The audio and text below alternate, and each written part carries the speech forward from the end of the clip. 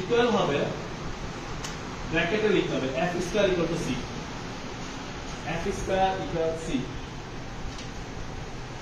f square equal to c। এই video করবেন, হ্যাঁ লাইভ দিচ্ছেন, ফাইন করবেন। আচ্ছা লাইভ একটু সবাই একটু উত্তর দেন তো, দেখি পারেন কিনা। বৃত্তের সাধারণ সমীকরণ বলেন তো দেখি, সবাই একসাথে বলতো। বৃত্তটি চিন্তা করে দেখেন, y অক্ষকে যদি স্পর্শ করে, y অক্ষকে স্পর্শ করে, x অক্ষকে স্পর্শ করে, বৃত্তের কেন্দ্রের স্থানাঙ্ক কত? -g -f। 4 এবং -4 ডিফারেন্ট করতে হবে নাকি হবে না? হবে। বিজ্ঞানের জন্য অবশ্যই ডিফারেন্ট করতে হবে।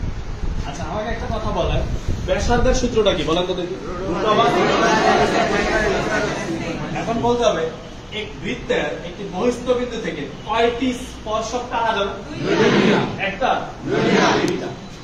একটি বৃত্ত একটি সরল রেখাকে যদি স্পর্শ করে কয়টি বিন্দুতে স্পর্শ করে? বৃত্তটি x অক্ষকে স্পর্শ করে অথবা বৃত্তটির স্পর্শক x অক্ষ, সূত্র কি হবে? উল্টাটাও লিখতে হবে। বৃত্তটি আগে শুনেন, বৃত্তটি y অক্ষকে স্পর্শ করে অথবা স্পর্শক y অক্ষ, সূত্র কি হবে? পারবেন? ওয়াও বলেন, ওয়াও লিখে বলেন।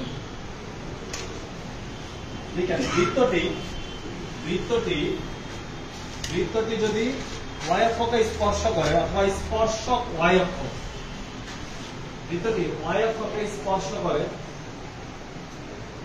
অথবা স্পর্শক y অক্ষ, এটা লিখছেন। উল্টাটাও লিখেন, উল্টাটা ডট দিয়ে লিখতে হবে। বৃত্তটি x অক্ষকে স্পর্শ করে, স্পর্শক x অক্ষ,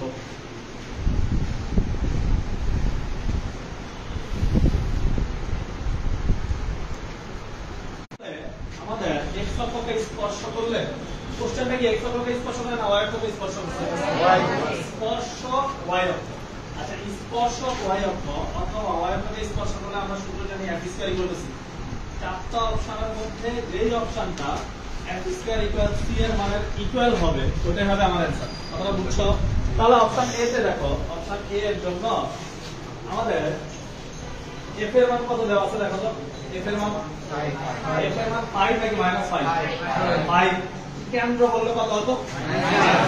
কথাটা ক্লিয়ার? f এর মান -5, সরি f এর মান 5 এবং c এর মান এখানে কত দেওয়া আছে? 32। c এর মান 32 দেওয়া আছে। তাহলে এটা কি অ্যানসার হবে নাকি হবে না? অ্যানসার কত হলে হবে? 25। তাহলে এটাকে ক্রস দিয়ে দিতে হবে। ক্রস দেন, ক্রস দিয়ে দেন। বি অপশনের ক্ষেত্রে, বি অপশন দেখতে হবে। বি অপশনের ক্ষেত্রে আমাদের